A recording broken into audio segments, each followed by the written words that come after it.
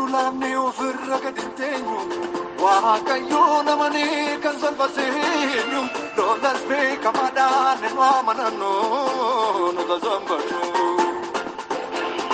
noi tasambannu tasambannu noi tasambannu noi tasambannu noi tasambannu noi tasambannu noi tasambannu.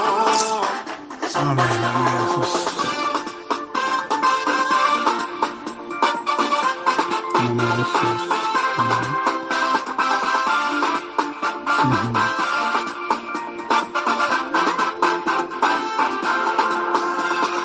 Badi sakin nam jotu nanum buzu nurasu kumani ni chamse ganti sakor ke janu train darbina moichani manchai sakin nam jotu nanum buzu nurasu kumani se ganti sakor ke janu train darbina moichani noi tasambanno tasambanno noi tasambanno noi tasambanno noi tasambanno noi tasambanno noi tasambanno tasambanno.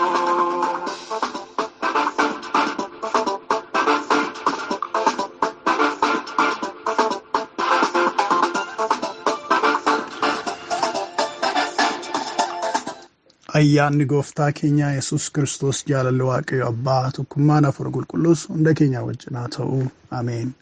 Nagaan Waaqayyo hunda keessan irratti haa baay'atu. Akkam jirtu waldaa Maranaataa Yesuus toora onlaayinii irratti kan argamtu keessatti kan argamtanii ijoolleen gooftaa gaggeessitoonni saamni tajaajiltoonni hundumtuu akkam jirtu. Gooftaa Yesuus Kiristoos keessatti nagaa keessanii jajjabaattu. Gooftaa fayyinaatti gooftaa jaalalaa karaa tsiyoon irratti san waame jireenya bara baraatiif san hidhachiisee Waaqayyo keenya keessatti jajjabaattu. Ani obboleessi keessaniif tajaajilaan keessanii eebbaa birraa nismanni koos jireenyi hundumtuu nagaadha. Inni nagaa keenya nuuf baay'ise ni gara keenya gore warra galataa warra nagaa warra boqonnaa guutuu qaban nu godhe Waaqayyoon keenya teessoo isaa kabajamaa irratti bara hamma bara baraatti ulfaatu. Waaqayyotti guddaa gammannaa. Gooftaan inni guddaan gaariin guyyaa irraa kanas nu kenneera. Walii wajjiniin fuula isaa isa dinqisiisaa isa amanamaa isa gaarii duratti dhiyaannee Waaqayyoon waaqeffachaa jirra. Inni waaqeffannaa akkasii nu kennee ulfaatu. Dhaloota fuula isaa dura dhaabbatanii isa waammatan warra isa ilaalanii adeeman ta'uu keenyaafis isatti gammachuu guddaa qabnaa. Gammachuun keenya dhuman qabu.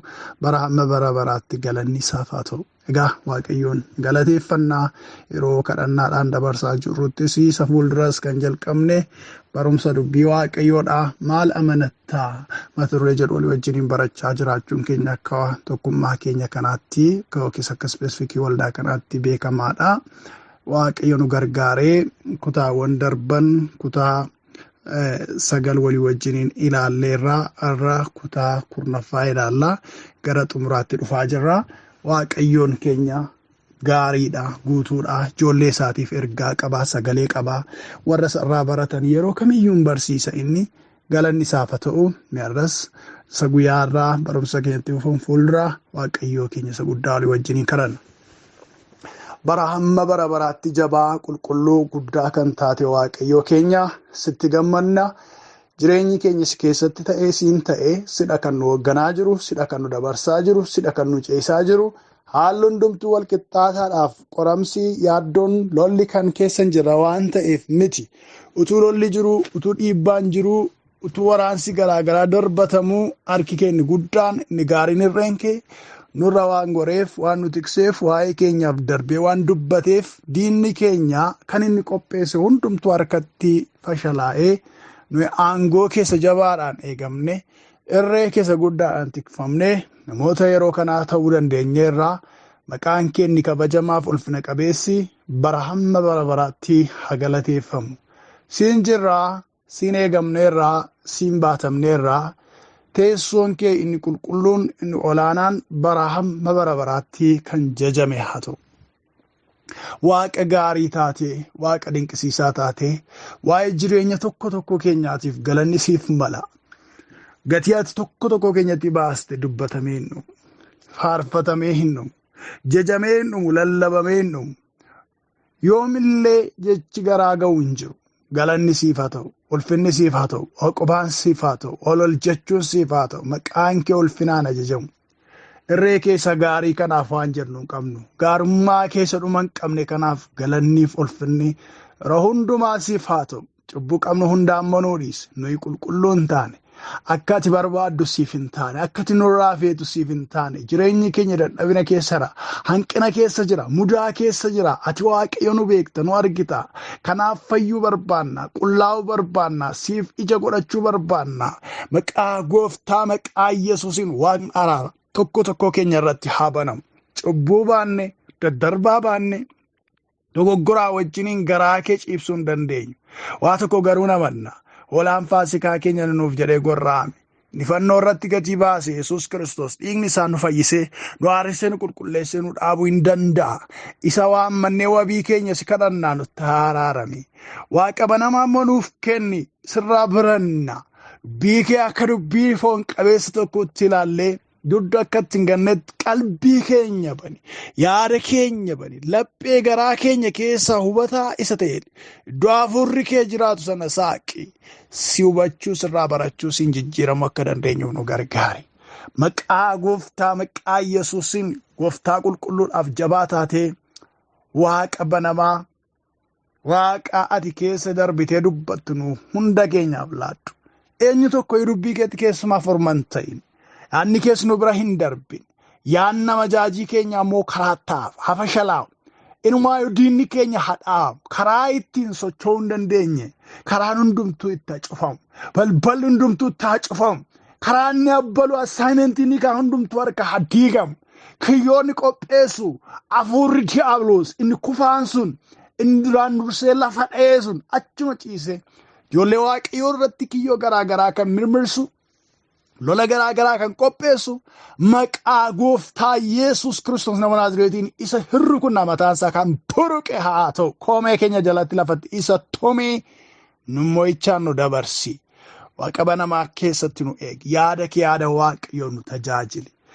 Warra sirraa waa baratanii fuulduratti adeeman nu godhi. Garaan keenya daagii hin ta'in, lapheen keenya dhibaa hin ta'in, keessi keenya cufamaa hin ta'in, hafuura Waaqayyoo darbiin hojjetadhu. Nuyi maasii keeti, ooyiruu keeti nurratti oomisha kee oomishadhu. Jireenya keenya siibanneerra. Ati dhuunfadhu. Diinni karaa kamiin iyyuu ittiin fayyadamin maqaa Gooftaa maqaa Yesuusiin. Ameen. Waaqayyoo keenyaaf galanni haa ta'u. Maal amanattaa mata duree jedhu yookiis Waaqayyoon amanachuu barumsa jedhu walii wajjiniin barachaa guyyaarraa geenye jirra. Kutaawwan darban keessatti hafuurri Waaqayyoo inni barsiisaa ta'ee waan baay'eedhaan nu barsiiseera. Namni hubataan Waaqayyoo irraa waa fudhachuu danda'u, Waaqayyoo irraa waa galaafachuu danda'u baay'ee akka itti fayyadamaa jiru nan amanaa.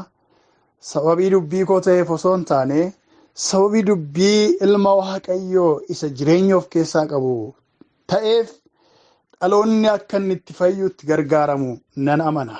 Shakkullee. Egaa har'as kutaa 10ffaa keessumaa kutaa hedduu keessatti kan ilaalaa turreechi jalatti qabxii mataa isaa danda'e adda addaa kan qabu bu'aan yookiis faayidaan gatiin Waaqayyoon amanachuu keessa jiru. Maal fa'ii kan jedhu diignee ilaalaa jira. Bu'uura kan nu ta'u immoo sagalee Waaqayyoo keessatti ammas amanachuu keessanii gatii guddaa isa qabu hin gatinaa jedhee Ibroota boqonnaa 10 irratti isa dubbatame dubbii Waaqayyoo galaa godhannee ka'umsa godhanneet kan ilaalaa jiru. Innis gatii guddaa jedhee kaa gatiiwwan gurguddaan kun maal akka isaan ta'anidha kan ilaalaa jiru jechuudha. Egaa qabxiiwwan darban 12 ilaalleerra. Gatii Waaqayyoon amanachuu keessaan namni argatu. Arra immoo qabxiiwwan warra hafan 3 ilaala. Qabxii 15 duwwaadha jechuu miti. Qabxiiwwan tokko isaa keessatti dhimmoota baay'eetu ka'uu danda'a. Waan baay'eetu hammatamee jira jechuudha malee.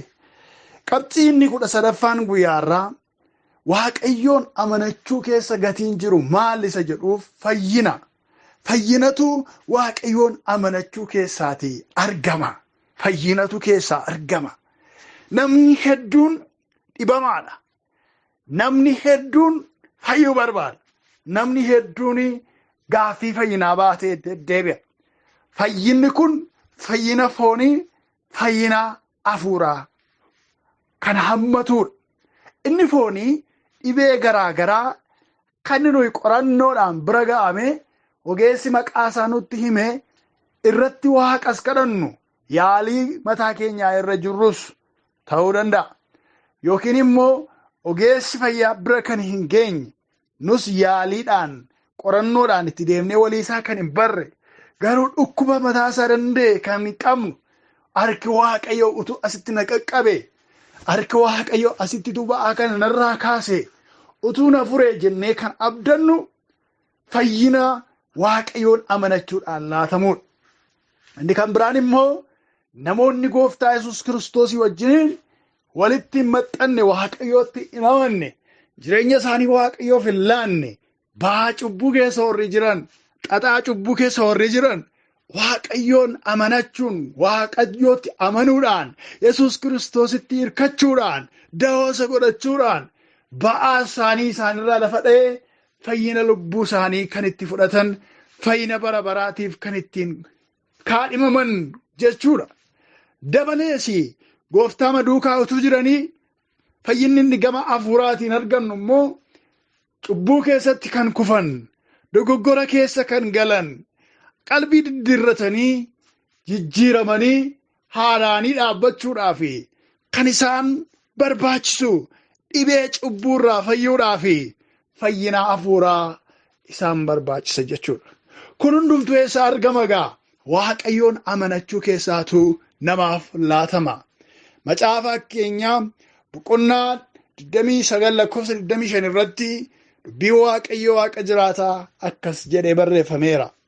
Nama sodaachuun kiyyootti nama galcha, Waaqayyoon amanachuun garuu fayyinaadha. Baarra inni jiru yookiin sarara lammaffaa gara gadiirra inni jiru Waaqayyoon amanachuun garuu fayyinaa jedheetu dubbata.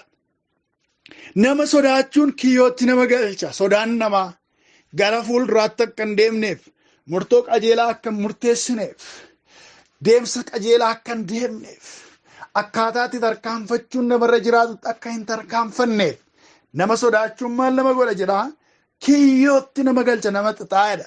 Faallaa kanaa garuu Waaqayyoon amanachuun, Waaqayyootti hirkachuun, Waaqayyoon baaftuu ofii, karaa ofii godhachuun, hirkisaa ofii godhachuun, da'oo ofii taasifachuun fayyinaadha. Fayyinni kun egaa akkuma olitti dubbadhe isa hafuuraas isa fooniis ni ilaallata. Mee nama Waaqayyoon amanachuu, Waaqayyoon barbaaddachuu, Waaqayyootti hirkachuu dadhabuudhaan dhibee isaa isa fooniitiin du'e garuu immoo sana fuuldura harka Waaqayyootiin hojii baay'ee hojjechaa nama ture. Waaqayyoon amanachuu dadhabuu isaatiin garuu nama dhukkubsatee du'e tokkoon macaafa qulqulluu keessaa isiniif qooda. Macaafa seenaa baraa isa lammaffaa boqonnaa 16 lakkoofsa 12-13 akkas jedha. Aasaan mo'ee waggaa 39 isaatti dhukkuba miillaatiin hin qabame. Dhukkubni isaa baay'ee hamaa ta'ee utuma jiru Waaqayyoon na gargaari jechuu dhiisee warra qoricha beekan duwwaa biraa gargaarsa hin barbaade. Aasaan mo'ee waggaa 41 isaattiin du'e. Namoonnis abboota isaa biratti isa awwaalan. Itti fufee dubbata. Maal jedha? Nama Aasaa jedhamu mootii warra Yihuudaa kan ture.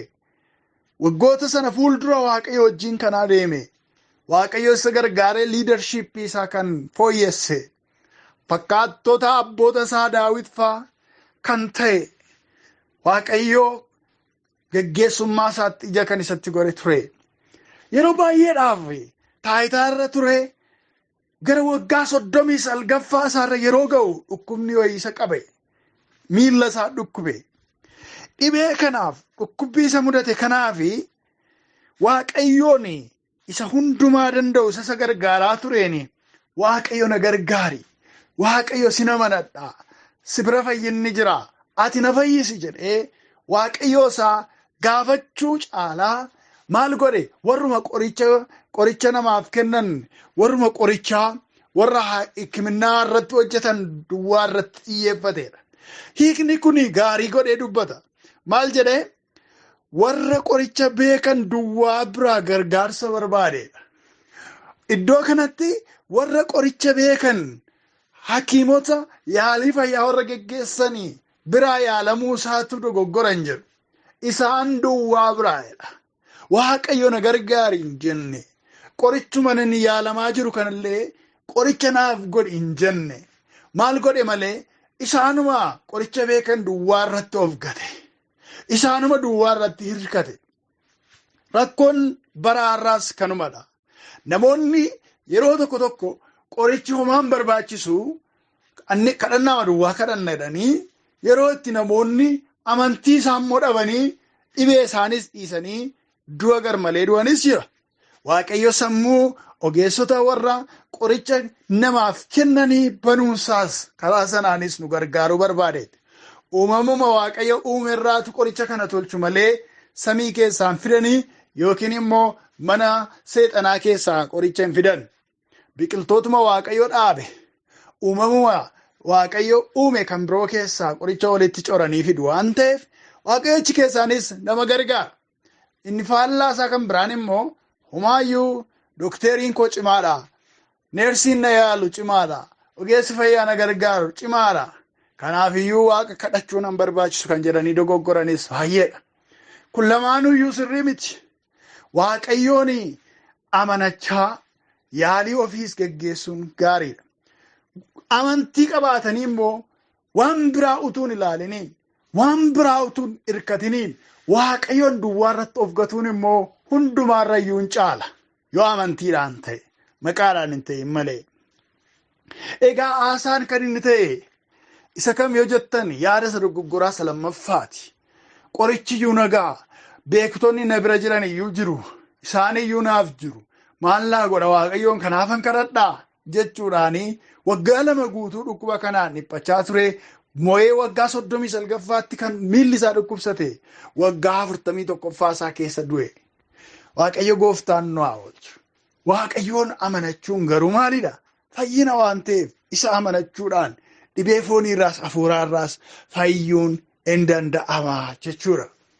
Qabxiin 13ffaan egaa waa'ee fayyinaa gatiin Waaqayyoon amanachuu keessaa argamu fayyina ta'uusaa nu barsiisa. Qabxiin 14ffaan immoo Waaqayyoon amanachuu keessa gatiin jiru maalidha si jedhuufi abdiidha. Abdiitu keessaa argama. Abdiitu keessaa namaaf ba'a. Macaafa Iyyoob boqonnaa 4 dubbii akkas jedhutu jira. Waaqayyoon sodaachuun kee, amanannaan kee, qajeelina karaa keetti jabaachuun keessi abdii kee hin turreere jedha. Elifaastu Iyyoobiin gaafata. Maal jedhaan? Waaqayyoon sodaachuun kee, amanannaan kee, qajeelina karaa keetti jabaachuun keessi maal kee hin turreeredha? Abdii kee hin turreere. Atoo Waaqayyoon amanachuu kee abdii godhattee jiraachaa turte. Waaqayyoon kana nama nadhuuf abdiin koo isa jechaa turte. Maalidha Iyyoob wanti kuni jedheetu gaaffii gaafata. Dubbii keenya irratti beektonni ba'aa biiftuu sun warri nama Waaqayyo Iyyoobiin bira dhufanii gara dhumaatti yoo itti dheekkamame illee dubbii isaan dubbatan dubbii sobaatu osoo hin taane haala qabatamaa Iyyoob keessa jiru wajjin wal argachuu dadhabuu isaaniitu gara adabaatti isaan geesse. Ergaa isaanii eenyu irratti akka dabarsan adda baafachuu dadhabuu isaaniitu dogoggora keessa isaan galche malee dubbii isaan dubbatan dubbii ogummaati. Dubbii qajeelaadhas. Iyyoob nama akkamii ture? Waaqayyoon amanachuusaa, Waaqayyoon sodaachuusaas abdii jireenya isaa godhatee deddeebi'aa nama turedha. Karaa qajeelinaarra deddeebi'uusaa abdii godhatee nama jiraachaa turedha. Waaqayyoon amanachuu keessa abdiitu jira jara keenya. Namni har'aa, dhaloonni keenya har'aas warri nu fuuldura turanis kan isaan ittiin miidhamanii waa'ee jireenya isaaniitiif abdii dhabuudhaanidha. Seexanni karaa inni ittiin jireenya namaa golgoleessu yoo jiraate waa'ee borii ofii, waa'ee egeree ofii, waa'ee jireenya ofii abdii waan jedhamu nama duraa fuudhee namatti dukkaneessuu isaati. Haalota lakkoofsisee, jireenya lakkoofsisee, waan hundumaa ilaalchiseetu ati koo abdiin qabduun sii dhumeeraa nama jechisiisuudha. Gaaraantii kamillee akka namni qabaatu hin barbaadu. Waaqayyoon amanachuu keessa garuu abdiitu jira. Namni addunyaa kanarraati baay'inaan bara ammaa keessa of ajjeesuudhaan suusaayidiidhaanidha kan inni ittiin dhumaa jiru. Keessumaayyuu biyyoota warra guddatan keessatti warra silaa qabeenya gahaa qabu, beekumsa gahaa qabu, teknooloojiidhaan fagaataniiru jedhamu keessatti dhaloonni umurii gara dargaggummaa keessa jiran hedduun sababa garaagaraatiin of ajjeesaa jiru. Kunis amala garaagaraa keessatti kufuudhaan, qofummaadhaan, jireenyi hundumtuutti bitaacha'uurraan kan ka'e gara of ajjeesuutti dhufaa jiru. Suusii garaagaraa keessa galanii, amala jibbiisaa xuraa'ummaa adda addaa keessa galanii of ajjeesuu keessa galaa jiru. Sadarkaa yaangii irra warri jiran, dargaggummaa keessa warri jiran, warri silaati abdii gurguddaa horachuu qaban of ajjeesaatti jiru. Namni maaliif gara of ajjeesuutti dhufa? Inni guddaan waa'ee fuuldura isaa gaafa ilaalu yerootti dukkanaa'u. Chaalenjii isa mudate ilaalee kana keessa abdiin hin jiru maallaa godha. Kana booddee maqaan koon sirraa'u. Kana booddee dhukkuba kanarraa fayyuu hin danda'u. Kana booddee kompiitaanti ta'ee namaa wajjin dorgomee jireenya itti fufuu hin danda'u. Anaaf du'atu mala, anaaf cabatu mala, anaaf asumatti jireenya koo dhaabutu mala jedhaniitu sagalee abdii kutannaarraa kan ka'e namni gara of ajjeesuutti deema. Abdiin garuu waan hin jirre keessatti lafee namaa jabeessa. Abdiin garuu du'aa irra dhaabbatee jireenyaa si'achi ilaala. Duwwaa irra dhaabbatee guutuu arga. Lafa onaa keessa dhaabbatee waan lalisaa arga. Dukkana limitii keessa dhaabbatee ifa guyyaa saafaa arga. Wanta qodaa keessa gumbiin duwwaa ta'utu jiru akka gombisaa guutuutti ilaala. Namni abdii qabu, namni abdiin jiraatu, haalota naannoo isaa jiru raafame, haalota naannoo isaa jiru mogoleen sheekaraa'ee utuun du'e, utuun bade, utuun akkas ta'e hedhee ofirratti hin labsu raaju. Abdii lalisaa keessa jiraata. Neerree yeroodhaan hin arga, hin abdii arga. Warroonni abdii hin qabne kanaan dura kutaa biraa keessatti akkuma ilaalle namoota 12 biyya Israa'eliin akka gaadaniif, sillalaa akka hojjetaniif, gara fuulduraatti deemanii akka ilaalaniif qomoo qomoorraa nam tokko filamanii gara biyya Israa'el warra deemanii gaadan keessaati. Qomoo 10 bakka bu'anii warri deemanii gaafa deemanii waan argan, waan ilaalaa turan riippoortii yeroo dhiyeessanii abdii kutannaa dhiyeessan warri 10. Iyyaasuuf Kaaleb irraa ala maqaan isaaniiyyuu hedduun kan hin beekamne namooti garuu sanyii isaanii ripireezenti godhanii bakka bu'anii deemsa deeman gaafa dhufanii dhaloota bakka bu'anii deemaniif abdii fidanii dhufan osoo hin taane abdii kutannaa fidanii dhufan. Yaada modaan dhufanii maal jennaan uummati nu hidhannee ilaalle dhedheeraadhaan biyya sana keessa warri jiran warra lolatti beekamoodhaan ilmaan Anaaq warra hidhaman fa'aa agarre.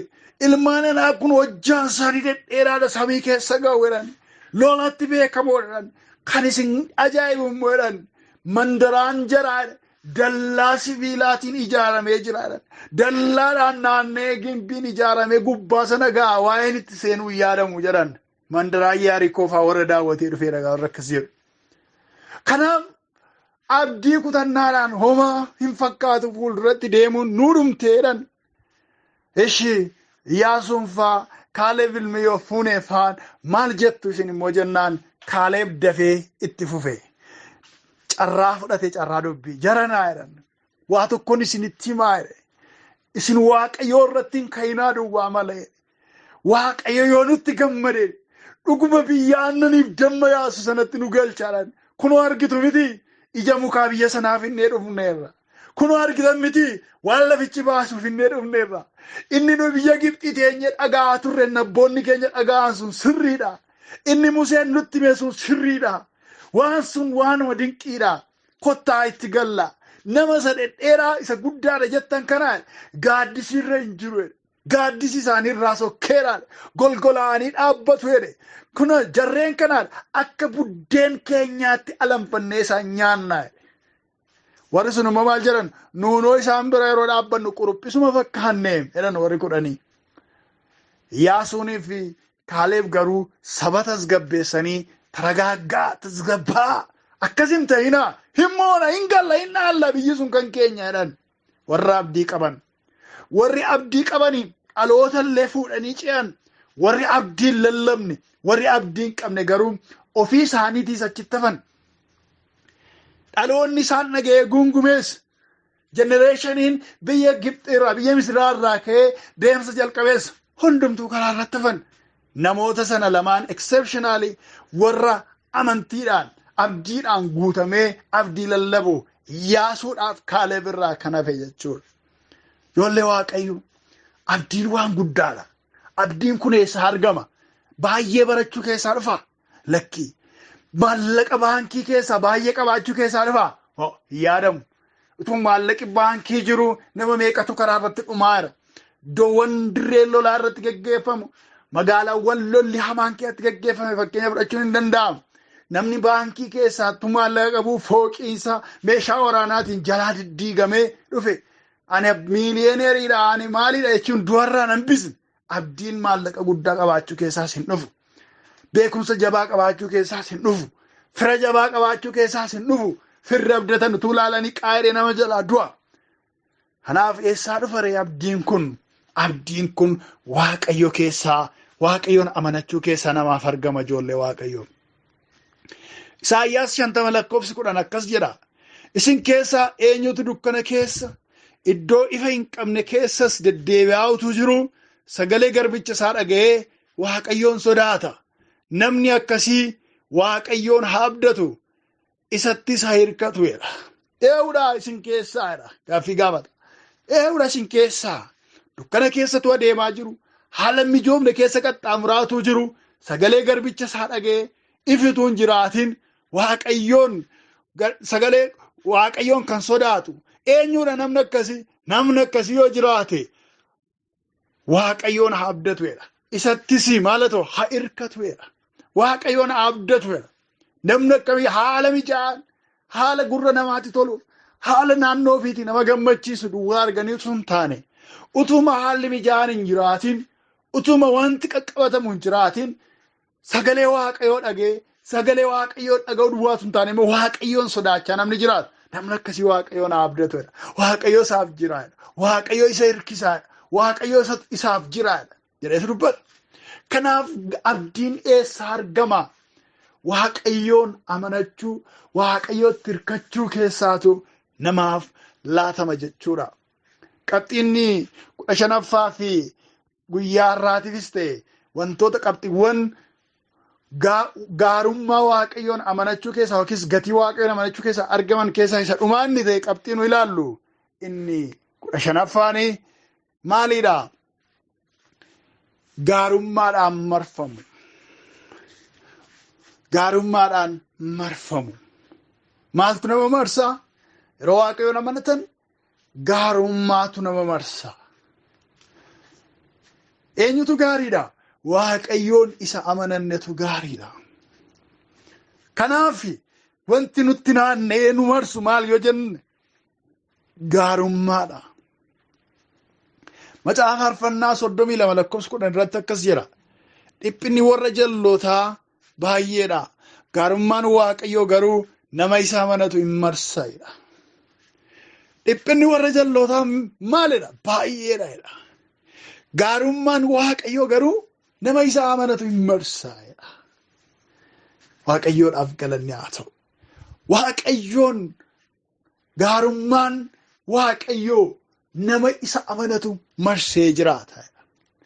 Yeroo Waaqayyoodhaan amanannu kan nu marsu gadda, dhiphina, abdii kutannaa, yaaddoo, abaarsa, dhiphina miti. Maalidha ree? Gaarummaa Waaqayyootu nu marsee argama. Naannoo keenya guutee kan argamu gaarummaa Waaqayyooti jechuudha. Gaarummaan Waaqayyoo kuni yeroo dukkanaatti ifa namaaf ta'uudha. Yeroo gaddaatti jajjabina isa namaaf ta'uudha. yeroo gaaffiitti deebii isa namaaf ta'uudha. Lafa onaa lafa homtuun jirre keessatti isa burqaa namaa baasuudha. Dirree waraanaa irratti isa mo'icha namaaf kennuudha. Lafa beelaatti isa quufa namaaf ta'uudha. Lafa dhibeetti fayyina isa namaaf ta'uudha. Gaarummaan Waaqayyoo eessumatti illee utuu hin daangeffamiin hojii isaa kan hojjetuudha. Kanaaf gaarummaa Waaqayyootiin marfamuudhaaf maal gochuu qaba namni? Waaqayyoon amanachuu qaba. Firoota koo Waaqayyo akka nu sarratti of gannu barbaada. Waan tokko irratti yoo akka nu hirkannu hin barbaadu. Waanuma of harkaa qabnu waan mul'ataa qabnu irratti illee akka nu of gannu hin barbaadu Waaqayyo. Teessoo irra teenyee jirra yoo ta'e teessoo irra teenyee jirru kana irratti akka of gannu Waaqayyo hin barbaadu. Fira jabaa qabna yoo ta'e firri koo jira, abaluun koo waajjira akkasii keessa hojjeta, silxaana akkasii qaba, maallaqa akkasii qaba akkanu jedhu hin barbaadu Waaqayyo. Bakka isaa eenyuun iyyuu akka nu buufnu hin barbaadu. Gaafa nuyi sidha kan na baasu, sidha kan galmaan na ga'u, sidha kan fiixaan na baasu, jireenya koo hoogganee ijatti gochuu kan danda'u si duwwaadha gaafa nu jennu. Responsibilitii keenya fudhachuudhaaf, dhimma keenya fudhachuudhaaf darbee dhufa Waaqayyoon keenya. Naannoo keenyas immoo gaddaaf dhiphina mujujjii abaarsaaf dhiphinatu nu marsee jireenya keenya gadi quba osoo hin taane gaarummaa Waaqayyootu guuta. Namni galagalee kan inni argu gaarummaa Waaqayyoo naannoo keenyatti hojjetuudha. Bita keenyatti, mirga keenyatti, dura keenyatti, booda keenyatti, miilla keenya jalatti, mataa keenya irratti kan nu marsee argamu gaarummaa Waaqayyoo hojjetuudha. Isaan dhuguma Waaqa qabu. Waaqni isaanii sirriidha. Waaqayyoon isaanii sirriidha. Amanannaan akka isaaniiti. Itti hirkannaan akka Waaqa isaaniiti. Akka namoonni jedhan taasisa jechuudha maqaan isaa ulfaatu. Gaarummaa Waaqayyoon nu marsa malee diinota keenyatu nu marsa miti. Kanaaf gaarummaa kanaaf namni Waaqayyoon amanatu haa gammadu. Gaarummaa Waaqayyoon nu marsu kana hundumaaf qabxii isa dhumaa kana duwwaatu hin taane. Qabxiin tokko hamma 14tti jiru hundumtu qabxii isa 15ffaa kanarratti samaraayizdi ta'a. Hundi isaaniiyyuu maalidha? Gaarummaa Waaqayyooti. Hundi isaaniiyyuu qabxiiwwan ilaalaa ture. Gaarummaa Waaqayyoo kanaaf immoo namni hundumtuu namni Waaqayyoon amanatu gammadaa jiraachuun isaaf hin ta'a. Dubbii Waaqayyoodha. Macaafa Faarfannaa 40 lakkoofsa 4 irratti akkas jira waan ta'eef. Namni Waaqayyoon amanannaa isaa godhatu warra obbokoksanitti warra amantii isaanii gananii soba duukaa bu'anittis inni hin gorin haa gammaduudha. Eenyu? Namni Waaqayyoon amanatu. Warra obbokoksanitti warra amantii isaanii gananitti kan hin gorin garuu maal kan godhu? Waaqayyoon immoo kan amanatu. Namni akkasii maal godhu? Haa gammaduudha. Gammadaa isin warri Waaqayyootti of laattan. Gammadaa isin warri Waaqayyootti hirkattanii deddeebitan. Warri Waaqayyootu hirkisaa kooti, Waaqayyootu oolchaa kooti, Waaqayyoodha kan jireenya koo isa har'aafis isa dhufuufis abdii ta'ee kan jiru. Jireenya lafa kanarra jiraadhuufis kan hin abdadhee deddeebi'u, jireenya isan bara baraan itti adeemuufis isadha kan jireenya koo to'ate jettanii Waaqayyootti of laattanii Waaqayyoo irratti jireenya keessan gattanii warra jirtan gammadaa. Sababiin isaa namni Waaqayyoon amanatu haa gammaduudha dubbii Waaqayyoodha. Warri namni amantii isaa hin ganne, warra of bobbokosanitti kan gareen taane, isaanitti kan hin gorre, namni akkasii gammaduutu isarra jiraata jedhee dubbii Waaqayyoodha waan labsuufi isin warri Waaqayyoon amanattan gammadaa. Kisaaraa miti Waaqayyoon amanachuun keessan. Har'a gaaffiin wanti isinitti ta'u, qoramsa wanti isinitti ta'u, lola wanti isinitti ta'u, yaaddoo wanti isinitti ta'u yeroodhaaf jiraachuu danda'a. Naannoo keessan yeroo dhaga'amuu danda'a. Inni sun garuu yeroo murtaa'e booddee gaarummaa Waaqayyootiin waan bakka bu'uuf jiruufi warri Waaqayyoon amanattan, warri Waaqayyoo irratti of gattan gammadaa. Biyyasa dhageenya kana Waaqayyo gooftaan nuuf haa eebbisu. Waaqayyo jedhe kutaa ittaanu keessatti gara samaraayis gochuutti adeemna. Amanannaan warri hafan, warri qaanii ta'an sun qaaniidha. Waaqayyoon alatti amanannaan jiran warri jennee barachaa turre sun qaaniiwwan sun maalitti akka isaan fakkeeffaman ilaallee gara walitti qabuutti deemna. Waaqayyoo inni dubbii isaanitti dubbatee nu sooraa jiru teessoo isaa isa dinqiisaa irratti haa kabajamu. Gooftaa walii wajjiniin galateeffannee xumurra. Bara hamma bara baraatti teessoo kee isa dinqiisaaf kabajamaa irratti galanni, ulfinni, kabajni safaramee hin dhumne siif haa ta'u Waaqa keenya. Eeyyee dubbiin kee jiraataadha, jireenyas of keessaa qabaa. Akka nu dubbii keessa qulqulluu kanaan jireenya keenya keessatti sirratti of gannee sitti amanannee waan biraattiyyuu garaa keenya utuu hin hiriin deddeebinuuf dubbii kanaan waan nu gorfatteef, dubbii kanaan jireenya keenya waan qaraa oolteef galatoomi. Yaa Waaqayyo maqaan kee ulfaatu. Ammas yaa Waaqayyo bara jiraan hundumaatti akkuma ati nu barsiifte si duwwaa ilaallannee yaa Waaqa keenya si duwwaa irratti of gatuudhaan namoota fayyina guutuu argatanii deddeebi'an, namoota abdiidhaan marfamanii jiraatan, namoota gaarummaa keetiin marfamanii jiraatan akka taanuuf ati Waaqni keenya harka keenya nu qabi. Bara keenya sitti laannee irratti mo'i. Dhaloota kana eebbis, dubbii kee kana galaa godhiif. Hamma dhumaatti hunda keenya dhaabi. Maqaa gooftaa keenya fayyisaa keenya Yesuusitiin. Ameen. Waaqayyoo bara keessa na eebbisu, sadhageessan dubbii Waaqayyoo warra kaaniifis qoodaa eebbifamaa. Humnu laafne ofirra gad hin teenyu, Waaqayyoo namanee kan salphateenyu, lollas beekamaadhaan nu amanannu, nu tasombannu. Humnu laafne ofirra gad hin teenyu, Waaqayyoo namanee